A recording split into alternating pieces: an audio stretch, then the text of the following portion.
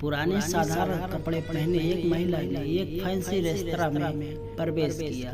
सभी ग्राहक जो पहले से वहां बैठे थे उसे तिरस्कार भरी दृष्टि से देखते हैं। वह महिला फटी पुरानी ड्रेस पहने हुई थी और देखने में गरीब लग रही थी। बेटर लड़की तुरंत उसके पास दौड़ी।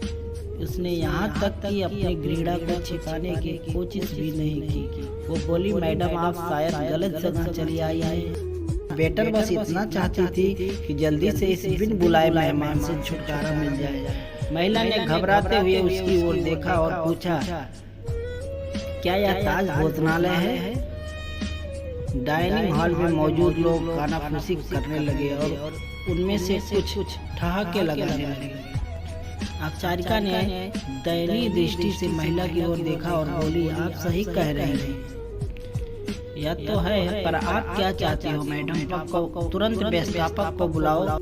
असंतुष्ट ग्राहकों में से एक चिल्लाया, मैंने यहाँ पहले से एक टेबल इसलिए नहीं बुक करवाई है कि कोई भिखारी मुझे खाते हुए दिखे। महिला ने अपना सिर नीचे कर लिया और धीरे से बोली, मैं तुम्हारा ज्यादा समय नहीं लूंगी बेटा, मेरा केवल एक अनुरोध है कि आप इस तरफ आइए। अपरिचिका ने अनिच्छा से बुजुर्ग महिला को अंदर आमंत्रित किया। वो बस किसी तरह उसे बाकी ग्राहकों की नजर से दूर ले जाना चाहती थी।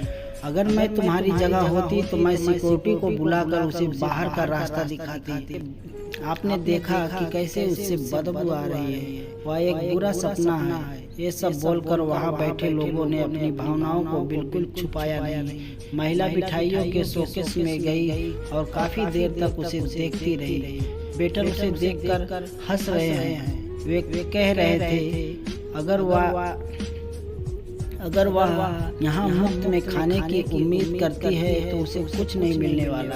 ऐसा लगता है कि महिला ने उसकी बातों पर ध्यान। महिला बोली, मुझे बताओ बेटा, क्या लेमन केक को केवल आधा खरीदना संभव है? इसकी लागत क्या है? मेरे पास 10-10 के 17 नोट है। उसने हाथ में कुछ मुड़े टुड़े पुराने नोट दिखाते हुए पूछा। बेटर ने बमुश्किल हंसी रोकी। मैडम, मुझे नहीं लगता कि आपके पास इस केक के एक टुकड़े के लिए भी पर्याप्त पैसा है। यह केवल केक नहीं है, बल्कि हमारे महाराज शेफ द्वारा किया गया कला का काम है। इसके अलावा हम इसे आधे में नहीं बेचते। गरीब महिला शर्मसार हो गई और उसे ऐसा लगा कि उसके अंदर कुछ टूट गया हो। धीरे धीरे वह निराशा कदमों से चलते हुए बाहर निकलने लगी। अचानक उसे रेस्तरां के कोने में अपनी पत्नी के बगल में बैठे सैन्य वर्दी पहने एक व्यक्ति ने बुलाया, मैडम कृपया यहाँ आओ, आप बहुत निराश लग रही हैं, कुछ हुआ है? उसने चेहरे पर मुस्कान के साथ पूछा। मेरी बेटी वह बहुत बीमार थी।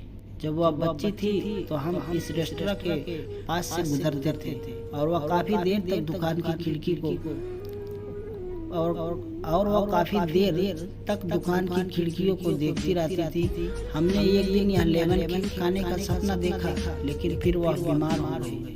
मेरे पति चले गए और हम दोनों को पेट पालने के लिए मुझे नौकरी करनी पड़ी। मेरे पास इलाज जारी रखने के लिए पैसे नहीं हैं, इसलिए अब मैं उनके लिए कुछ भी नहीं कर पा रही हूँ। मैं तो मैंने सोचा कम से कम उसे ये केक दिला दूं, लेकिन मेरे पास केवल 10-10 के समय निकले। इतना कहते हुए उसकी आंखों से आंसू बहे। बिना किसी हिचकिचाहट से उस फौजी ने वेटर को बुलाया और उसे अपने खर्च पर महिला के लिए एक पूरा केक लेवल पैक करने को कहा। उन्होंने महिला से कहा, आज 17 साल हो गए जब हमने अपने बेटे लक्ष्य को खोया था। एक कार दुर्घटना में उसकी मृत्यु हो गई थी। मैं और मेरी पत्नी कुछ नहीं कर। हालांकि यह एक संयोग है। आपके पास 17 नोट है और मेरे बेटा आपके पास 17 नोट है और मेरा बेटा 17 साल का था। ऊपर वाले का इशारा नहीं है तो क्या है?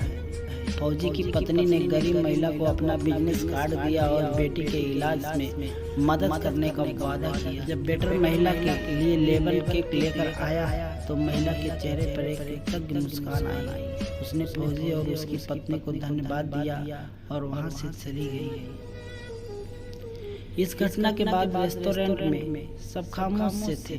सभी को उस फौजी ने एहसास दिला दिया था कि पैसों से भले ही वो महिला गरीब थी, लेकिन वहाँ बैठे सभी लोग विचारों से और दिल के करीब थे, सिवा उस फौजी की दंपति के। अब वहाँ किसी को भी हंसने का मन नहीं कर रहा था। तो दोस्तों, एक छोटी सी कहानी आप लोगों को कैसी लगी? अगर पसंद आई है तो अपने दोस्तों के साथ शेयर करें और चैनल को सब्सक्राइब कर लें ऐसा ही वीडियो देखने के लिए। फिर मिलते हैं एक दूसरे कहानी के साथ, तब तक के लिए ओके बाय, जय हिंद।